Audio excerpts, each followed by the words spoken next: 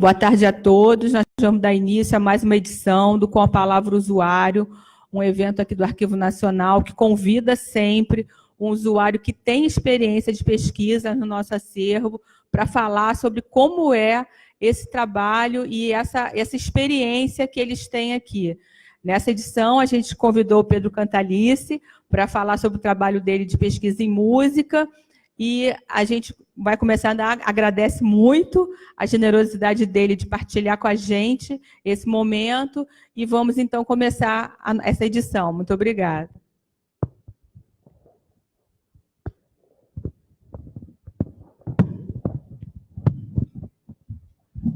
Boa tarde.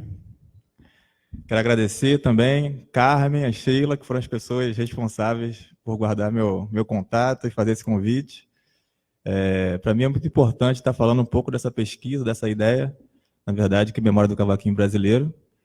E antes de começar a falar, eu quero agradecer também o atendimento que eu tive aqui no Arquivo Nacional, que desde o primeiro dia que eu vim, fui muito bem atendido. Eu gostaria de falar o nome de algumas pessoas, mas acho que é muita gente, desde os seguranças, o pessoal da portaria, o pessoal do atendimento, então sempre fui muito bem atendido. E eu quero agradecer publicamente a todas as pessoas, inclusive vocês que estão aqui presentes, pelo apoio com essa pesquisa, com esse trabalho. Parabéns ao Arquivo Nacional. Continuando a falar da pesquisa, que na verdade assim, não considero uma pesquisa propriamente dita, uma ideia, um projeto. Para começar a falar dela, eu acho interessante de falar do meu início, não vou tomar muito tempo com isso, mas meu início com o cavaquinho até a gente chegar nesse momento dessa ideia do Memória do Cavaquinho Brasileiro. Desde o início, quando eu tinha uns 15 anos, comecei a tocar o cavaquinho, o grupo de músicos que eu tinha como amigos, como colegas, sempre eram mais velhos. Só que não eram mais velhos em 2, 3 anos. Eram músicos mais velhos mesmo, 70, 80 anos. E até hoje, tenho colegas e amigos que eu faço questão de estar junto, de conversar, porque se aprende muito com histórias e casos relatados por eles. Inclusive, quero mandar um abraço para o Cidinho e para o Siqueira, que são grandes parceiros. E nessa vivência, muitos eles falavam, no meu tempo tinha fulano, tinha cicrano, são músicos que tocaram, eram músicos que tocavam muito bem. Isso sempre entrava na minha cabeça, chegava na internet para procurar, em algum livro não se encontrava algum relato sobre esses músicos tão falados nas rodas, né? E com o tempo isso foi aumentando, sempre procurando, e não se encontrava. Isso é muito comum na cultura do choro e do samba, de ter músicos que ficam esquecidos, assim. Diversos motivos que eu acho que não cabe falar aqui. Mas em 2010, com a produção do CD do Siqueira, produção minha e do Wellington Monteiro, um grande amigo, e mais 70 músicos que participaram, eu tive um estalo que alguma coisa poderia ser feita em relação a esses músicos que ficavam esquecidos ou não tiveram tanto acesso a meios de comunicação. Então, produzimos o CD do Siqueira, que era um músico também, tinha uma obra imensa, e conseguimos fazer o disco. E em 2013 o disco foi lançado, e eu conheci o professor Henrique Cases, que é a grande referência do instrumento, do cavaquinho, no Brasil. E a gente, não lembro como a gente se conheceu, mas a gente começou a trocar arquivos de música. Então, eu tinha alguns arquivos raros, ele levava um pendrive para ele, levava para casa e trocava comigo esses arquivos. E em 2014 eu entrei para a Universidade Federal do Rio de Janeiro, onde eu fui aluno dele, e quando eu cheguei para a aula eu já tinha muito mais arquivos, assim, que eu comecei a colecionar. Então, o meu início da pesquisa realmente foi aí. Eu comecei a colecionar arquivos de música que eram relacionados ao cavaquinho brasileiro, e o Henrique sempre me incentivando para continuar e tudo mais. Então, acho que desde aí, essa ideia já pairava de fazer algo em relação aos cavaquinistas do Brasil, assim, de juntar. E é legal essa coisa, porque com as redes sociais, as notícias vão se espalhando muito rápido. Então, atualmente, tem muita gente assim, que faz certas parcerias. Eu quero citar o nome de algumas pessoas aqui. O Eduardo Romão, Maíra Macedo, Rafael Milhomem, Leonardo Benon e Brena Freire, cada um do estado do Brasil, são cavaquinistas, são pesquisadores que nas suas universidades têm pesquisado, e a gente sempre troca ideia, troca arquivos também, que é uma coisa que fortaleceu muito a ideia do Memória do Cavaquinho brasileiro. Claro que eu deixei de citar muita gente, mas sinto citados aí os amigos que sabem que moram no meu coração. Separei aqui. Deixa eu ligar. Algumas diretrizes dessa ideia do Memória do Cavaquinho brasileiro. São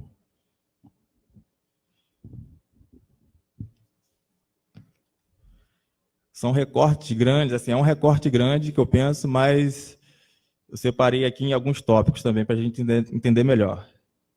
Então, a Memória do Cavaquinho brasileiro tem como objetivo unir, estudar e divulgar informações sobre o cavaquinho em seus diversos aspectos: personagens, prática, história, organologia, repertório, manuais e etc. Bem como fomentar a pesquisa e publicações que incluam o instrumento, colaborando para a ampliação da literatura direcionada. Dentre os principais recortes, destaco os seguintes: cavaquinistas e compositores. Esse recorte dos cavaquinistas e compositores é que eu vou me ater mais nessa apresentação de hoje. É um catálogo de músicos que se dedicam ou se dedicaram ao cavaquinho brasileiro e que, de certo modo, alcançaram lugar de destaque no meio, que atuaram ou atuam, além de compositores, sejam cavaquinistas ou não, que tenham peças dedicadas ao pequeno instrumento. Um outro recorte possível seria afinações utilizadas no Brasil. Como instrumento popular, muito utilizado em manifestações musicais brasileiras, o cavaquinho pode ter suas cordas afinadas em diversas combinações, seja como recurso de escordatura, visando uma sonoridade específica, ou mesmo com afinações cristalizadas, tal como a tradicional, natural, ou em quintas, como o violino. Investigar e estudar a utilização de tais recursos é o objetivo desse recorte. Um outro recorte é a utilizações e repertório. No samba, no choro, frevo, baião e músicas folclóricas, o cavaquinho é muito utilizado, seja para fazer a base ou a melodia. O fato de ser um instrumento musical, instrumento para a música, evidencia suas possibilidades de utilização para inúmeras práticas. Manifestações como funk, música de concerto e jazz o têm utilizado, possibilitando outros modelos de atuação para músicos e compositores. Um outro recorte, o cavaquinho feminino. A partir de relatos e documentos, notamos que o cavaquinho foi um instrumento majoritariamente tocado por homens. No entanto, atualmente, o cenário tem sido muito mais diversificado, com um número significativo de mulheres cavaquinistas especialistas. Isso quer dizer, são mulheres que se dedicam ao cavaquinho como seu primeiro instrumento. Podem tocar outros instrumentos, mas se dedicam, em especial, ao cavaquinho. Fomentar a prática geral e estudar tais fenômenos fazem parte deste recorte. E um último recorte que eu citei aqui, porém não se esgota aí, é o ensino do cavaquinho. Apesar de ter uma trajetória ligada à tradição oral, como forma de adquirir o conhecimento prático e teórico, cada vez mais o cavaquinho tem ganhado espaço quando o assunto é o ensino formal. Dentre muitas iniciativas importantes, podemos citar a criação do curso bacharelado em cavaquinho oferecido pelo FRJ, qual fiz parte.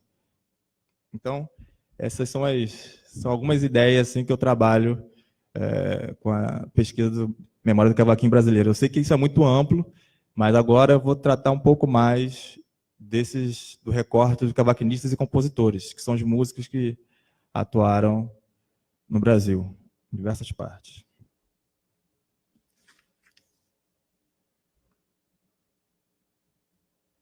Legal. Agora eu vou falar um pouco como foi minha história, minha chegada aqui no Arquivo Nacional. Vou direcionar um pouco a isso, depois a gente volta, que na verdade vai ter a ver com a pesquisa também. Nessas buscas por gravações, fotografias, eu visitei muito casa de familiares desses músicos, alguns museus relacionados à música, e alguns personagens não encontrava nenhuma informação sequer. E por acaso, não sei se o acaso existe, mas jogando na internet um personagem específico, que é o Pinguim, que era muito bem falado, assim, o Pinguim tocava muito, fazia muita coisa interessante com cavaquinho e violão.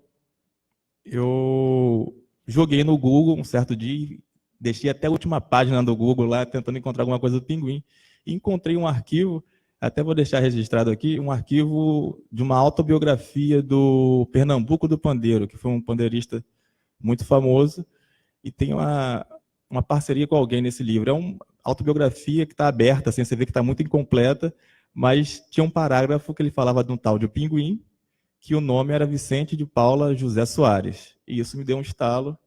Eu continuei procurando, e eu conheci o Arquivo Nacional assim só de palestras que eu vim assistir, mas ninguém havia me indicado, não tinha indicação nenhuma que aqui teria alguma coisa relacionada à música, né, propriamente dita. E pela internet, mais uma vez, eu acabei chegando no site do arquivo, me cadastrei no CIAN, que é o Sistema de Informações do Arquivo Nacional, e a primeira coisa que eu fiz foi digitar o nome desse cara, Vicente de Paula José Soares. E, para minha surpresa, apareceu nada.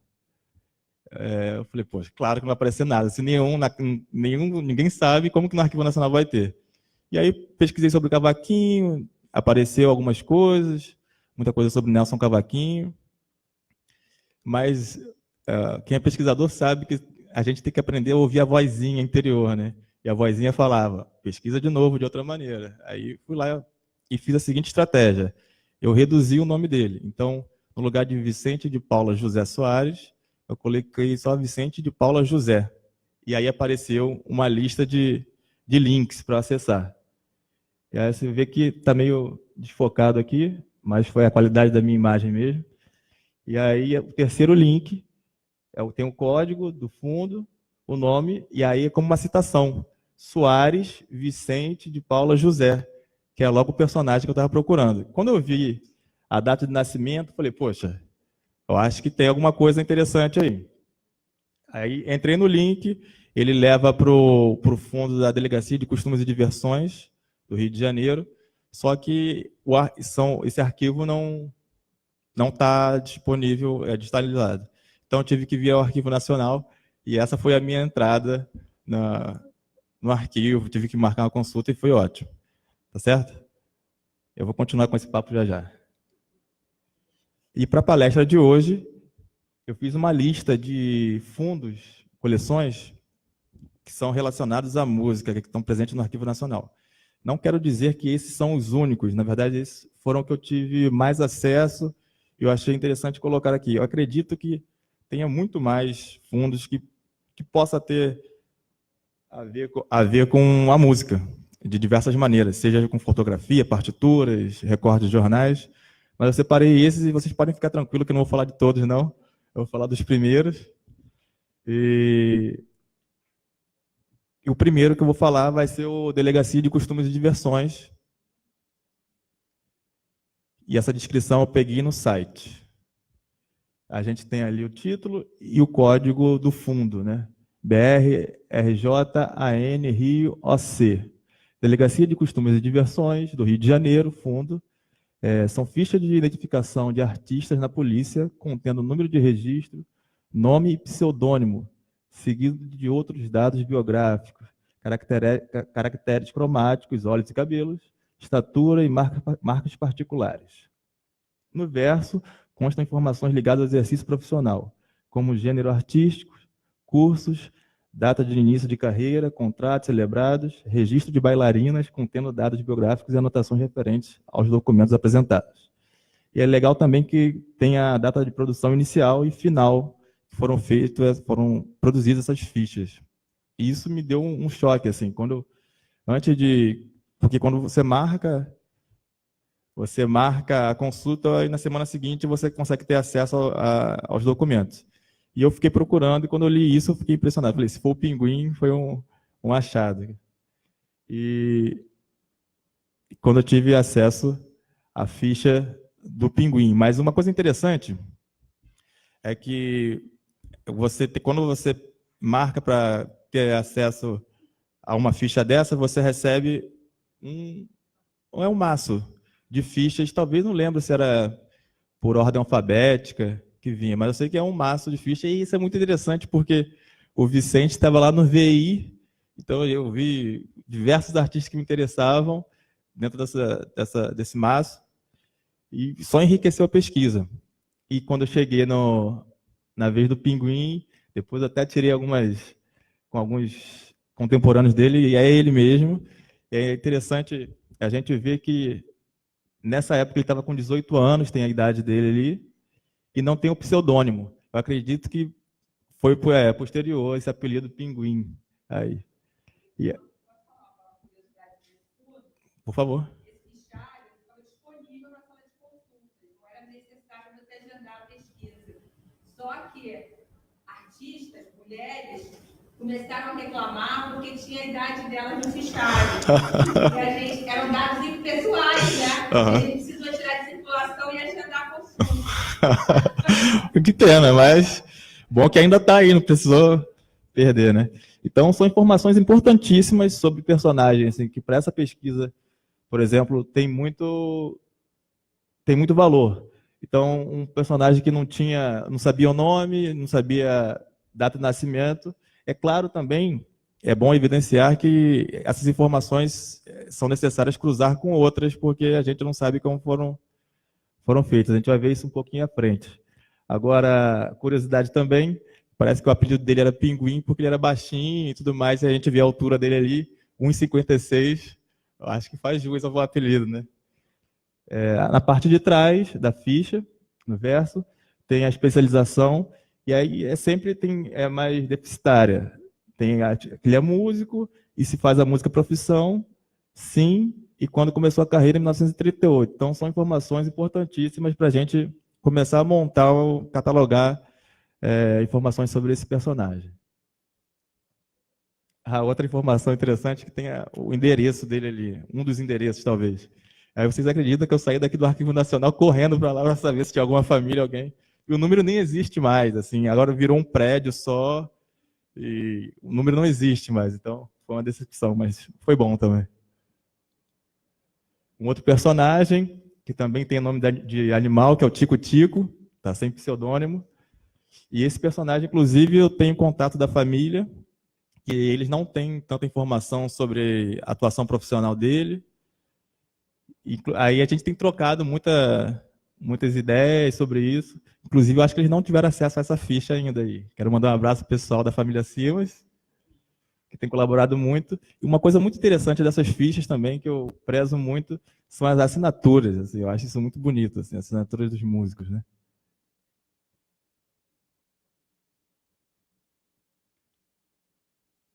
Legal. Esse é o Garoto. Também, vocês vão ver que os músicos, a maioria tem apelidos, né? E esse já estava com pseudônimo ali marcado como Garoto. Aníbal Augusto Sardinha.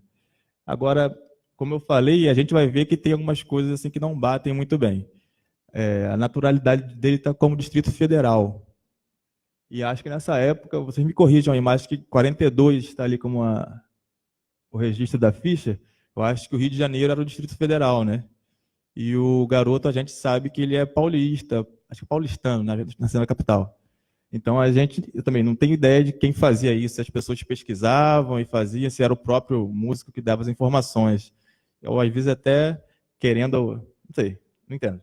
Mas isso é uma informação, por isso que eu falei que acho que é importante a gente sempre cruzar para poder enriquecer mais essas informações.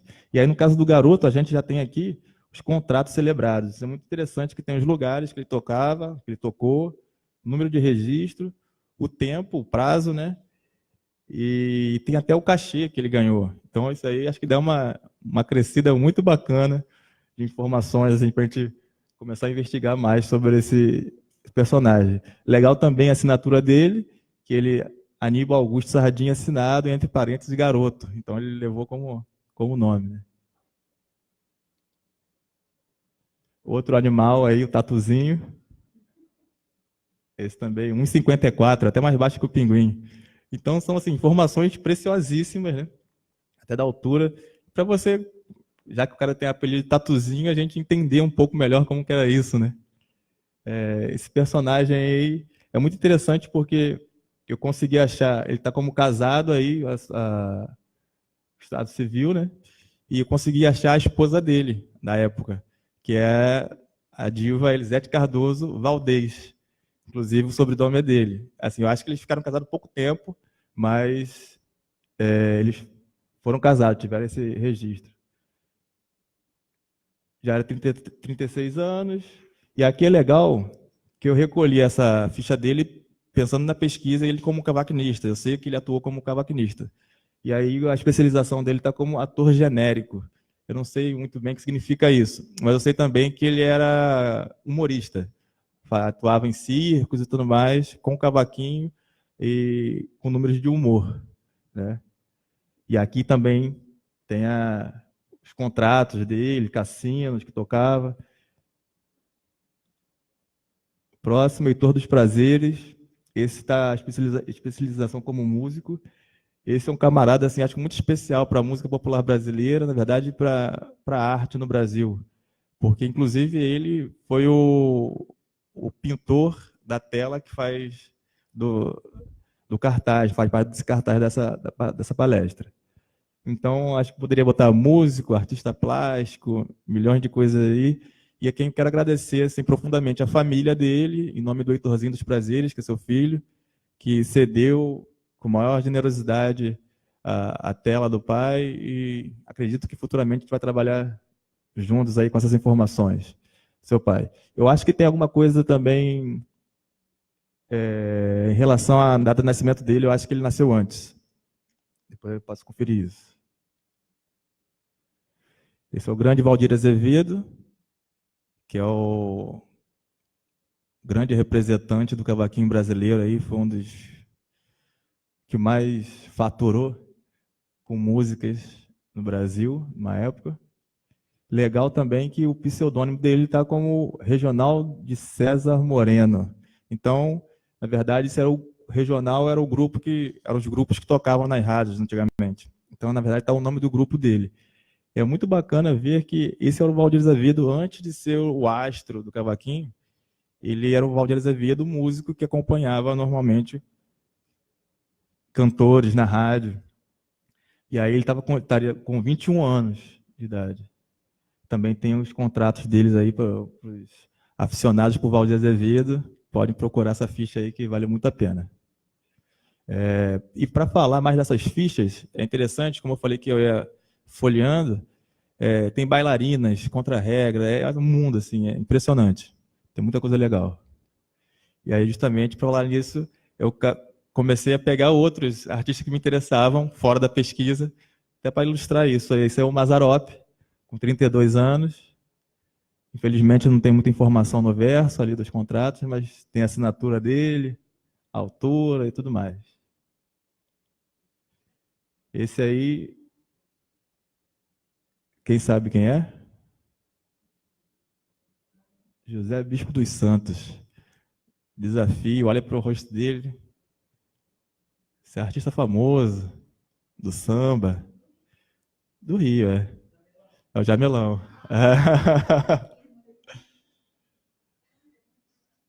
Esse é o grande Jamelão aí com 29 anos, alguns contratos, e a especialização está como músico. E aí, para ampliar também, esse é o maestro Francisco Mione. Vocês veem que não fica só restrito à música popular, tem o pessoal da música de concerto também. A especialização dele está como maestro. A assinatura está meio rasurada, não sei o que aconteceu ali. E a naturalidade dele está mais próxima, que é São Paulo mesmo, ele era paulista. E aí, esse é o Luiz Gonzaga, o rei do Baião. Eu peguei para ilustrar a quantidade de contratos que tem registrado ali. Eu acho que eu deixei também um verso para trás, porque era muita coisa. Você vê ali, tem muita coisa legal, então a gente pode ver que Luiz Gonzaga trabalhou bastante. Isso. Esse é o Valdemar Melo, que é um cavaquinista também. E eu quis só ilustrar que as fichas anteriores fui eu que fiz a digitalização com telefone, né? E essa daqui foi um serviço do Arquivo Nacional. Eu pedi, é um preço módico, assim, um valor muito pequeno, que você pode ter acesso a essa digitalização feita pelo arquivo, que é muito interessante também. Você recebe por e-mail e tudo mais, acho que vale a pena pensar nisso também, quem não tiver acesso ao meio de digitalização pessoal. Essas foram as fichas. Agora eu vou falar um pouco do fundo da Rádio Marink Veiga, que é um fundo que eu tive acesso há, sei lá, 2 meses atrás. E eu queria até dar uma sugestão, não sei como que funciona essa política, mas esse fundo tem acesso no Cian, só que não tem uma lista de que arquivos tem, que arquivo não tem. Eu só tive esse acesso aqui no arquivo, nos computadores do Arquivo Nacional, que valeu muito, mas eu precisei sair de casa para saber o que podia me interessar ou não. Essa descrição aqui está presente lá no site. Fichas de registro de empregados, fichas de saúde, fotos, atestados, rescisões de contratos, memorandos, comunicações internas e correspondências referentes aos funcionários, atores, repórteres e propaganda de política e comercial, iniciando em 1934, 1966. Então, se essa lista tivesse conseguido estar presente no site, eu acho que facilita muito, porque quando eu tive acesso a essa lista, tinha o nome dos músicos, assim, o que tinha, se era ficha de como empregado, outra coisa, então já facilita muito mais a pesquisa de casa, né? Ah, uma outra sugestão aqui, desculpa, lembrei de uma coisa, em relação às fichas, eu queria sugerir uma parceria com o arquivo, não sei como funciona isso, mas de quem tiver acesso a isso, por exemplo, eu digitalizei algumas, e de repente eu colocar isso no site, não sei se fica pesado, eu sei que a qualidade não é tão boa, mas que tenha pelo menos algumas informações para a pessoa que não conheça, já bater o olho e falar, tem isso, tem aquilo, me interessa ou não. Então, eu sugiro essa parceria, se vocês tiverem essa abertura, eu acho que pode ser legal, pelo menos à frente da ficha, né? De a gente digitalizar, assim, quem tiver acesso a digitalizar, troca essa informação com o arquivo, não sei, é uma ideia. Então, voltando para a Marink Veiga, eu separei alguns documentos. Ficou bem escuro. Vamos lá. Isso aqui é um recibo recebi da rádio Sociedade Anônima Marink Veiga, a quantia de R$ 250.000, correspondente a 16 dias, não sei, de 15 dias de férias, e tem a data, tudo mais, Rio de Janeiro, 5 de março de 1940. Também é tal de João Machado Guedes. Não sei se vocês conhecem, mas é o nome de João da Baiana, que foi um pandeirista famoso, um músico, compositor também, muito famoso. Então, nesse fundo, a gente tem acesso, como estava escrito na descrição, recibos, ficha de cadastro na rádio, é uma coisa muito interessante. Alguns têm fotos também. Isso aqui é um outro recibo do João da Baiana. E aí que eu achei interessante colocar esse, porque na data tem Rio de Janeiro, 28 de fevereiro de 1945. Então, completa quantos anos hoje? E aí, matemática, 74 anos.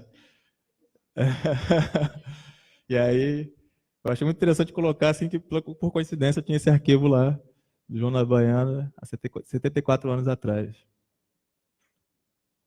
Também do João da Baiana, está um pouco desfocado, mas é um registro de emprego, né, de empregados. E aí parece muito com aquelas fichas anteriores, mas é relacionado à Rádio Marink Veiga, que tem nome, filiação, estado civil, data de nascimento. E é legal que também tem o salário que ele recebia, que ali eu acho que são R$ 500 ou R$ 500.000, não sei como que era na época. Então, só para ilustrar um pouquinho desses documentos encontrados no fundo da Rádio Marink Veiga. E nesse mesmo fundo, é interessante que aqui no arquivo tem alguns fundos de partituras musicais, eu acho que de outra rádio também, que assim, pode ter partituras musicais, e no fundo da Rádio Marink Veiga também consta partituras musicais. Eu fiquei muito curioso, e quando eu solicitei, foi muito parecido com as fichas, assim, veio um maço de partituras, assim, que eu acho que era de programas da rádio, de comerciais. E o que me interessou foi esse daí, foi um chorinho em aldeia, que tem a ver com a pesquisa, que fala de choro. Você pode ir lá para mim, por favor? Engraçado que é um chorinho aldeia e tá como jazz aqui, né? Clarinete e orquestra do Severino Araújo. Não precisa não, agora não. Desculpa. É só para tocar o... Deixa eu voltar lá.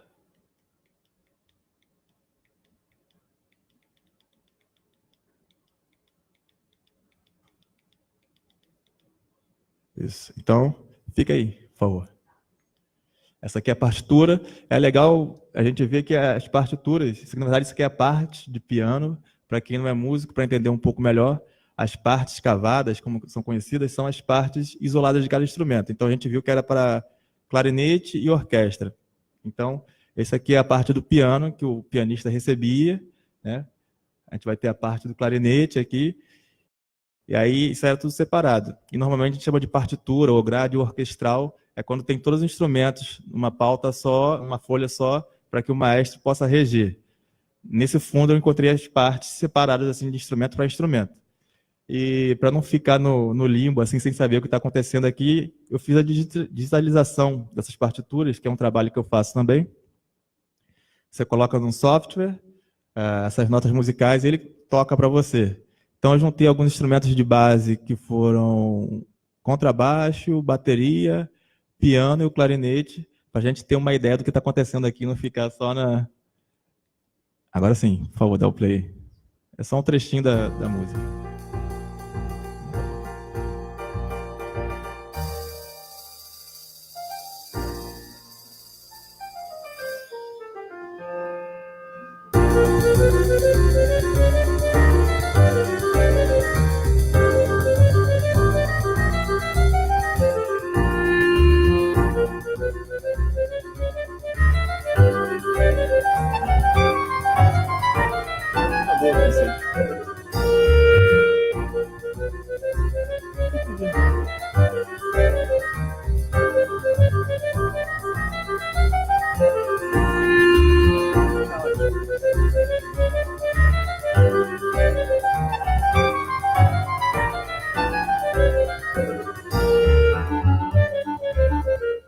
Bacana. Foi só um trechinho da música e até uma parceria também que eu sugiro que a gente possa fazer. Eu acho que o arquivo já tem alguma coisa desse tipo, algum músico faz digitalização de partitura com som, porque eu acho muito interessante também alguém que esteja pesquisando sobre partituras e não seja músico, ou seja músico também, possa ter acesso ao som, ou pelo menos a ter uma ideia de como é o som dali que está acontecendo. Então esse foi o fundo da Rádio Marinque Veiga. E aí, essa foi uma partitura, uma grade orquestral também, que estava presente no fundo, que aí tem todos os instrumentos presentes ali. E eu trouxe só para esclarecer uma dúvida, uma dívida com o pessoal do choro, que o nome dessa música é Vivaldo no Choro, do Severino Araújo. E tem uma confusão, muita gente chama de Nivaldo no Choro. A gente não sabia muito bem, então a gente tem a partitura aqui do próprio Severino Araújo com o nome Vivaldo do Choro, e provavelmente foi feita em homenagem ao Vivaldo Medeiros, que era um multi-instrumentista. Então, são essas coisas que a gente vai descobrindo no percurso da pesquisa, né? Surpresa. Outro fundo também que me ajudou muito e me ajudado muito é o Correio da Manhã, o jornal Correio da Manhã. A descrição é a seguinte: o acervo cobre o período de administração de 3 diretores, Paulo Bittencourt, Niomar Moniz e Maurício Nunes de Alencar. A documentação textual é composta de recortes de jornais, manuscritos e publicações e permanece com a organização recebida originalmente em dossiês temáticos, como, por exemplo, recorte de jornais e manuscritos referentes a matérias de jornais sobre abastecimento, Amazônia, animais, etc, etc. Legal ver a data de produção inicial, 1901, até 1974. Esse fundo tem me ajudado muito na parte de fotografia, que parece que tem muitas fotografias, eu acho que nem foram publicadas, então estão presentes aqui. Essa primeira fotografia eu também tive acesso, vi que eu pesquisei sobre o Jorge Pereira Simas, que é o nosso tico-tico, esse cavaquinista aqui. O outro é o Rogério Guimarães, foram parceiros há muito tempo.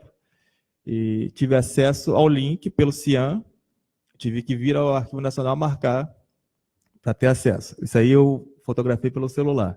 Agora, uma foto dessa representa muito para a gente que pesquisa sobre o instrumento, porque fala muito sobre a organologia, sobre a construção.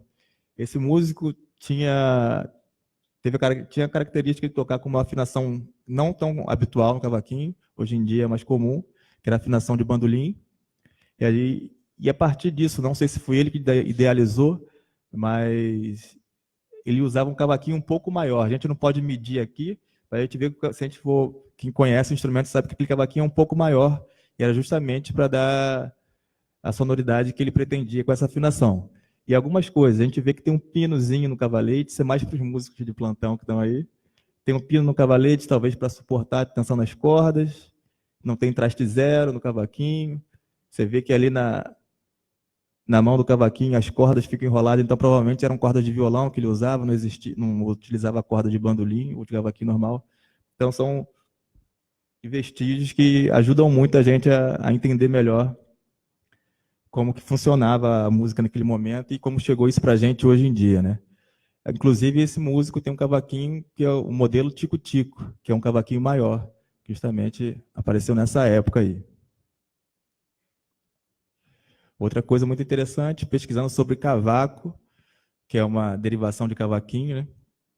No Cian, apareceu para mim o link Joãozinho do Cavaco com esse código, mesma coisa, tive que vir aqui e marcar para ter acesso. É um músico que eu não conhecia, e depois de ter acesso a essa foto e saber o nome dele, pesquisando, eu descobri que ele teve um certo reconhecimento, gravou alguns discos, mas é um músico que tem pouca informação. É legal o cavaquinho dele, que é um cavaquinho dinâmico ali, numa época fez muito sucesso, aqueles furinhos são dínamos, tem um som todo particular, parece aquelas violas, né? Violas sertanejas.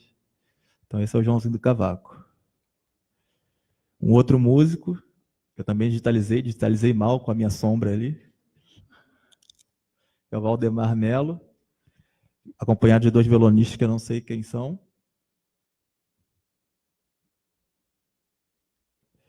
E a partir de agora, os arquivos que eu vou apresentar estão todos digitalizados, estão no Cian. Isso quer dizer, você que está em casa, que quiser pesquisar, você abre o site, pesquisa e tudo mais, e o arquivo vai estar lá para sua visualização e pode até baixar para o seu computador. Não sei como que é para a utilização disso para publicação, acho que é interessante ver a legislação, mas você pode ter acesso a essas imagens. Esse é o Simpatia, é um músico nordestino, tem pouca informação sobre ele, sei que ele gravou alguma coisa, e achei ele por acaso mesmo, porque no fundo do Correio da Manhã tem um sublink que chega em violonistas, seriam tocadores de violão, né? No momento das fotos só tem os códigos, não tem o nome do violonista. E aí, clicando, eu encontrei a foto do Simpatia, que inclusive está com um cavaquinho na mão. Talvez ele tocasse violão também, mas é nítido que ele tocava cavaquinho. E é legal que ali tem no verso da foto, tem a data, 10 de outubro de 72. Então, esse é um bom registro fotográfico do Simpatia que eu não tinha nenhum. Também no link violonistas, essa foto do professor Turíbio Santos, que é um grande amigo, um grande parceiro, que tem ele no fundo, no entanto, tem muito a ver com a pesquisa que tem o César Faria, que é o pai do Paulinho da Viola, ali, que o César Faria está fazendo centenário agora, seria 100 anos de César Faria, e o Jonas do Cavaquinho aqui, que é um personagem muito importante também do cavaquinho brasileiro. Aqui tem o verso, mas não tem informação nenhuma. Valdir Azevedo, eu acho que tem cerca de 10 fotos presentes lá no Cian. Aí eu não sei se tem, porque às vezes eu não sei como vocês se digitalizaram tudo desse personagem, ou se tem alguma coisa que só consegue presencial. Mas essa foto é muito engraçada, que é do Valdir Azevedo e o violonista dele, e a descrição é a seguinte: o drama dos artistas brasileiros na Alemanha tem sido o idioma. Só o Tião, contrabaixista, conhece alemão. E a salvação tem sido o grande número de italianos com quem é possível se conversar. Na foto, Valdir Azevedo e Jorge Santos tentando ler placas e avisos em alemão. É um registro muito legal. Agora, é bem posado mesmo. E aí essa foto, assim, eu não conhecia, assim, tem a biografia do Valdir, assim, conheço alguns pesquisadores especializados, não conhecia, não sei se ela só está aqui no fundo do Correio da Manhã, mas é uma foto muito interessante, assim, um pouco rara. Ela tem uma marca de dedo ali, não sei se foi na hora da digitalização ou se foi o fotógrafo mesmo. Talvez não tenha sido publicada por isso, não sei. Essa aqui é do Dudu Assad, os irmãos Odair e Sérgio. Uma foto que eu achei muito interessante porque estão muito jovens aí. São, acho que, o duo de violão mais conhecido no mundo todo. São brasileiros, né? E aí tem informações também de tamanho de foto e data no verso. E essa Novos Baianos. Tá, também as fotos não estavam, os links não estavam com os nomes, estavam com códigos. E aí, no sublink, grupos musicais, eu fui procurando um por um e caí nesses Novos Baianos aí. Tem informações, ali é o Jorginho Gomes no centro, com cavaquinho, que também é um personagem estudado, meu vizinho lá de Vila Isabel. E aí tem diversas fotos, essas foi que eu separei para a apresentação. Legal. Agora o próximo fundo, da Casa Edison, que não tem informação também no site, assim, não tem uma descrição no Cian, mas eu sei que a Casa Edison foi a primeira gravadora do Brasil, gravadora e fábrica de disco no Brasil. Aí eu separei para a gente ouvir também mais uma música aí, mas antes de ouvir eu quero citar um trecho para a gente entender melhor porque eu ouvi porque eu escolhi essa música. É um trecho do livro do professor Henrique Cases, do Quintal Municipal. Eu vou ler aqui para vocês, se quiserem podem acompanhar por ali. O nome da música, desculpa, é um disco digitalizado, então tem dois lados, ali a gente tem o código, o lado A é Rato Rato, o nome da música, que eu pesquisei por cavaquinho, apareceu pistão, cavaquinho e violão. No lado B, Rolo em um Bonde, cômica seria, né, Eduardo e coro. Isso eu peguei do site. Então, a música vai ser Rato Rato, que eu vou falar um trecho do livro do professor Henrique Cases aqui. Cabe chamar a atenção para o sucesso de Rato Rato. Em 1903, o sanitarista Oswaldo Cruz iniciou uma campanha para conter o alastramento da peste bubônica que ameaçava o Rio de Janeiro. Para isso, montou uma brigada de exterminadores que tinham que apresentar ao final de cada dia pelo menos 5 ratos mortos. O que excedesse esse número era gratificado com R$300 por cabeça. A partir dessa iniciativa, tornou-se popular o comprador de ratos que entoava o pregão rato, rato. Em cima dessa ideia, Casimiro Rocha, que é o compositor dessa música, fez uma polca humorística que explorava os efeitos cômicos do trompete, mostrando seu grande domínio técnico do instrumento. Mais tarde, Rato Rato ganhou uma letra de Claudino Costa. Então, vou pedir para a Cícera soltar aí, por favor, Rato Rato, com a gravação daqui do Arquivo Nacional. A digitalização, desculpa. Volta, diputada pelo ator Casimiro Rocha, para a Casa do Rio de Janeiro.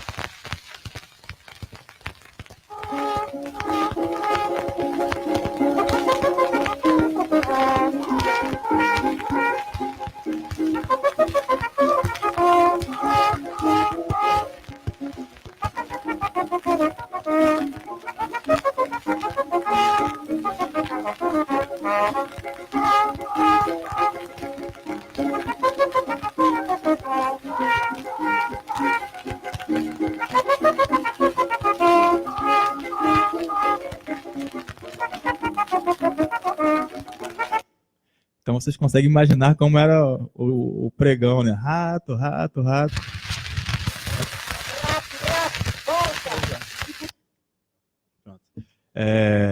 E é muito interessante a gente entender como a música popular brasileira, seja instrumental ou cantada, sempre consegue fazer uma crônica de como era a cidade. Então, a história dessa música eu acho muito interessante, eu não sabia muito bem.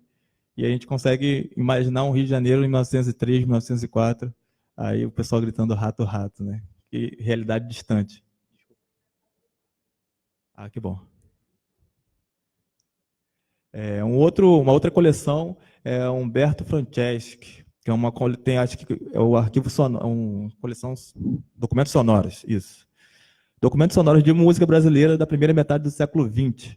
Os discos foram produzidos entre 1906 e 1954, durante a era de ouro da música brasileira, à base de goma laca, pelas seguintes gravadoras: RCA Victor, Columbia, Parlophone, Odeon, Copacabana, Sinter, Continental, etc, etc. E 2 livros de autoria do titular, O Ofício da Prata no Brasil e A Casa Edison e Seu Tempo. Separei também 2 arquivos sonoros, só lembrando que esses arquivos estão presentes no Cian, você pode ouvir de casa. Eu vou pedir, é um disco também de 2 lados, talvez tenha 78 rotações, os discos antigos, né? Só tinham 2 lados, de cada lado com uma música. Eu vou pedir para a Cícera botar o primeiro áudio aí.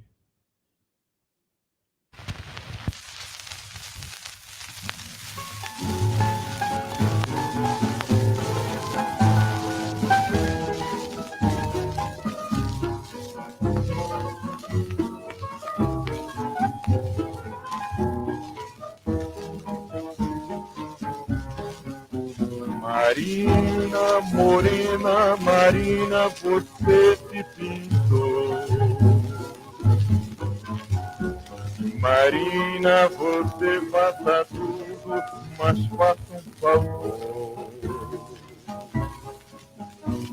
Não pinte esse rosto que eu gosto e que é só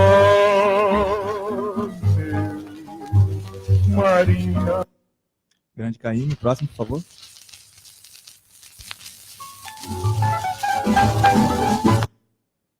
Vai lá.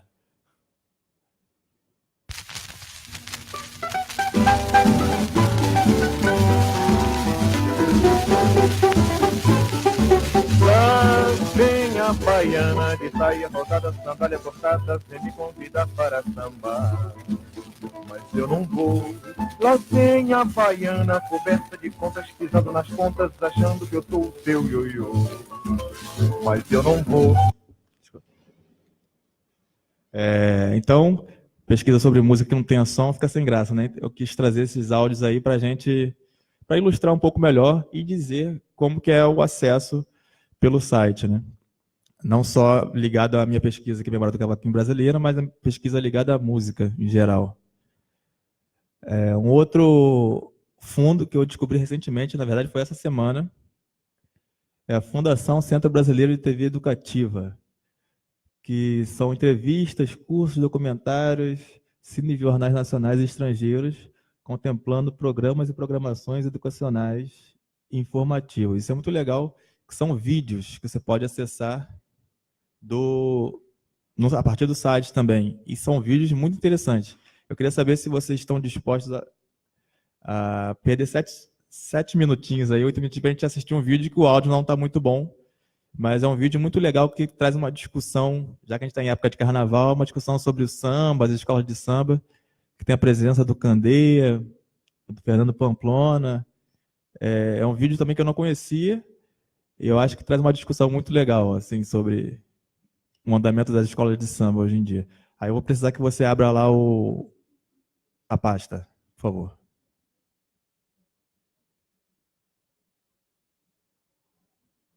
Não. Isso. A primeira, por favor. Isso. Legal. Tomara que o som fique bom. No começo é ruinzinho mesmo o som, mas depois ele se acerta.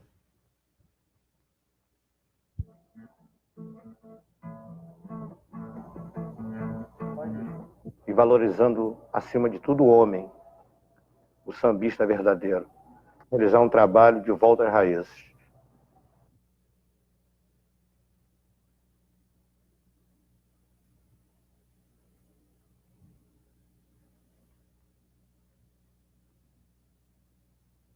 Teresa Aragão um dia disse que a escola de samba verdadeira, para cada um, era aquela escola de samba que cada pessoa viu a primeira vez. Então ela foi autêntica em 30, em 55, em 75 vai ser autêntica para os que vão ver a primeira vez. Mente forte para dizer que a escola de samba é uma coisa nossa e profundamente popular.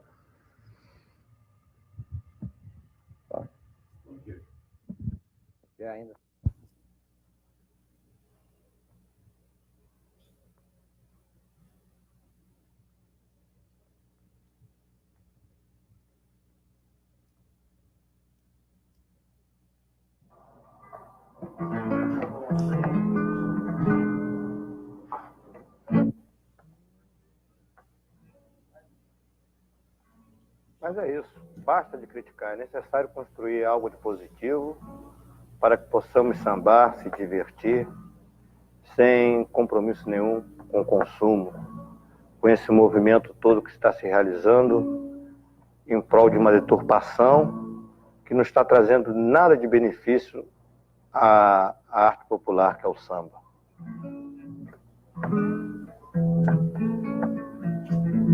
Sambar para se divertir.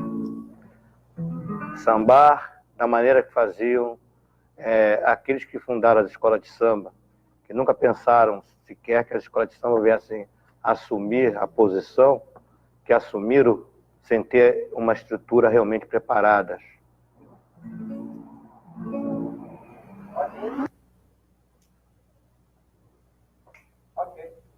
Os quilômetros 76, ao fazer todo o possível de apresentar tudo aquilo antigo, gambiarra, como condições como vamos dizer mais claras, essas, como é que se diz, a bateria antiga, os guizos, muitas formalidades que agora não está bem clara, a formalidade que é antiga, né? Aquelas negócios muito bacana, pastora, baiana, e a corda, mestre de sala, porta-bandeira, aquilo que estamos contando com mais dificuldade agora, que é muito aperto, muitos problemas, mas nós queremos criar aquilo antigo de novo. Muito partido alto, muito samba batido na mão. Era só isso, só que tinha a dizer. Não saiu minha voz?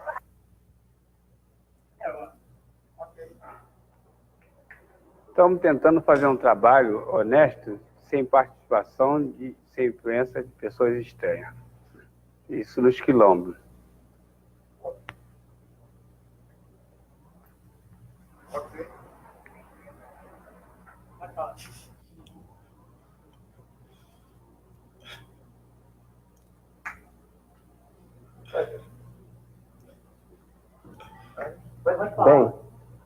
Bem, o quilombo procurará demonstrar sinteticamente tudo em termos de samba, qualitativamente, mas sem ter implicações com o consumo. É o que tinha que dizer.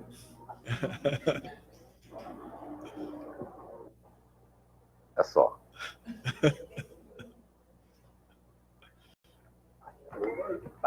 Grita lá, isso com nós. Tá vendo? Vovô também, vovô tem que ir. Eu tô tomando limão.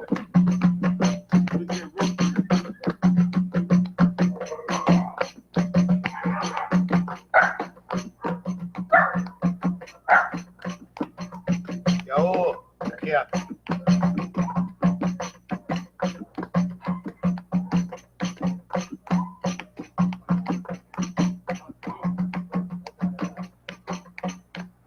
Como é que é, gente? Providência para o dia 8, ensaio dia 8, como é que tá? Ó, Candeia, tá tudo correndo bem. E a providência sendo tomada sobre a nossa responsabilidade, minha, do Valdir e do Licinho. E é isso aí, né? Vamos ver o que dá, né? Dia 8 é a grande festa. Nossa grande festa do Quilombo.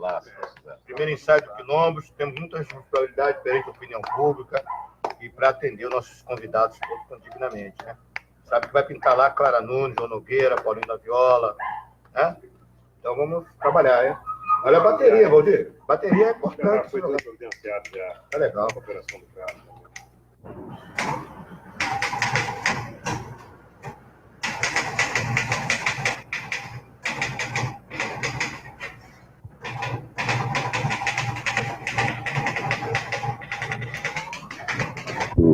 Ao caso desse ano, um dos maiores samba-enredos de todos os tempos, eu acho o samba-enredo desse ano, da Escola de Samba em Cima da Hora, que é uma obra-prima, e é um samba curto.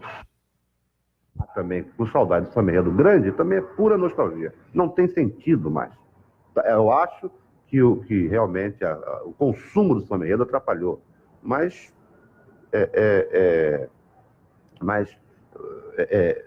não é por isso que o samba-enredo tem que voltar na forma antiga. Há sambas-enredo oportunistas, mas nem todos os samba-enredos de agora são oportunistas.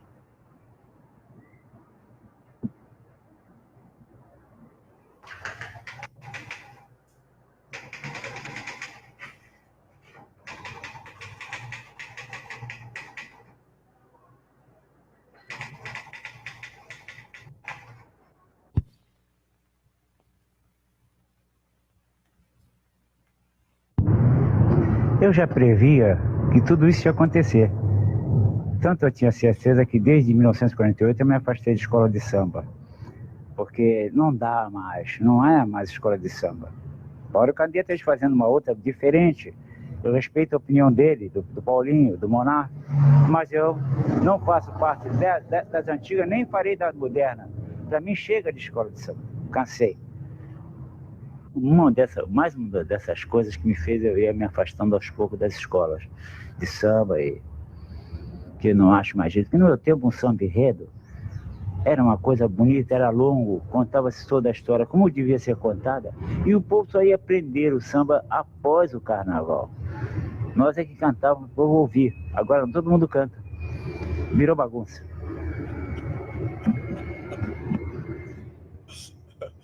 E aí encerra, não tem mais fala nenhuma. Eu achei, na verdade, eu botei esse vídeo só para o encerramento do Cartola, virou bagunça. Mas são opiniões muito interessantes assim sobre o samba enredo, que essa discussão até hoje existe, né? De como deve ser, se antigamente era melhor, não existe. Eu acho que é uma discussão muito, muito longa e muito profunda. Vamos voltar lá para os slides, por favor, para a gente encerrar aí.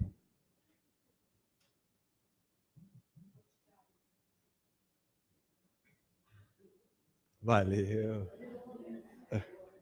Salvou. A gente tem que passar tudo de novo, é? Pronto. Então, esse foi um pequeno documentário. Eu não sei se ele foi ao ar em algum lugar. A gente vê que a edição é bem falha, assim, né? Mas tem informações interessantes e imagens também interessantes. Desse fundo aí, que é o... isso, Fundação Centro Brasileiro de TV Educativa. Então tem bastante vídeo. Inclusive ontem eu tive acesso a um vídeo do pessoal do Fundo de Quintal, tem a Beth Carvalho, o Jorge Aragão, assim, bem jovens. Um vídeo também que eu nunca tinha assistido. Acho que eu assisti também alguma coisa pelo YouTube, que o arquivo disponibiliza lá pelo YouTube alguns vídeos que eles vão subindo.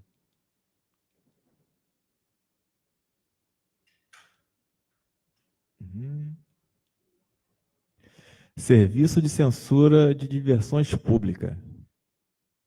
Correspondência do Serviço de Censura com a Divisão de Censura de Diversões Públicas, em Brasília, com outros órgãos públicos e com estabelecimentos de diversões públicas. Processo para a liberação de filmes, comerciais de rádio, televisão e cinema, documentários, peças teatrais, letras musicais, novelas, programas, seriados, shows de rádio e televisão, programação das emissoras de rádio e televisão e de cinemas, publicações apreendidas, legislação censória e instruções de serviço, relatórios. E aí a gente tem a produção inicial em 1964, né, que é a censura, e até 1988. E isso é um fundo interessante porque eu tive acesso a algumas letras de músicas e é interessante ver o que passou e o que não passou, então tem muito material. E pelo site do CIAN, eu cheguei no sublink Censura Prévia. Censura prévia constituía-se numa função interna ao SCDP, fornecendo apoio legal à fiscalização. Compreende processos completos e incompletos, incluindo requerimento ou pareceres avulsos. É a mesma data. E aí, no site do CIAN também, eu pesquisei sobre samba dentro desse fundo. Me apareceu esses links aqui. Primeiro, carnaval, letras musicais e peças teatrais. Então, eu gostaria de fazer o convite a vocês, a quem está vendo em casa, de tentar descobrir quantas coisas interessantes deve ter nesses links aí. Letras musicais de samba enredo, talvez, não sei, desfiles de carnaval. E assim eu encerro minha palestra, deixando esse gostinho. Aqui são as referências. Muito obrigado. Obrigado mais uma vez ao pessoal do arquivo, Carmen, Sheila, todo o pessoal da técnica, Marco Aurélio. Obrigado aos presentes também. E acredito que futuramente a gente vai estar fazendo mais parcerias aí. A música e o Arquivo Nacional. Obrigadão, gente. Quem tiver alguma pergunta, quiser falar alguma coisa, por favor, esse é o momento. Fale agora, o cálice para sempre.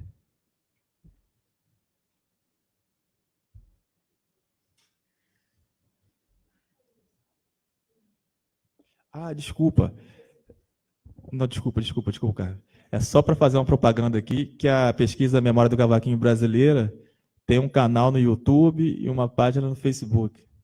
E aí, quem tiver interessado, quiser curtir, ajudar lá, eu costumo botar vídeos com fotos e música dos personagens, uma breve biografia, e falar um pouco da pesquisa, o andamento das pesquisas. Tá certo? Obrigado.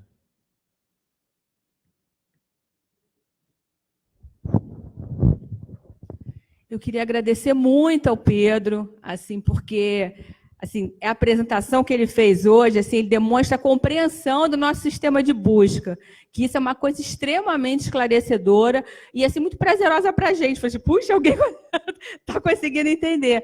Que é muito bacana, quer dizer, a forma como ele fez a apresentação pode ajudar muita gente daqui para frente a fazer a pesquisa e revela uma outra dimensão do nosso acervo, que toda essa parte de música que acaba as pessoas não se atentam tanto, que podem achar aqui também no Arquivo Nacional. Então, agradeço demais a generosidade em nome de todo o Arquivo Nacional, da área de acesso, né? E queria dizer para todo mundo que vai estar disponível esse vídeo no site do Arquivo Nacional, no Facebook, já a partir de hoje. Não é isso? Muito obrigada. Um abraço aqui. Muito obrigada mesmo.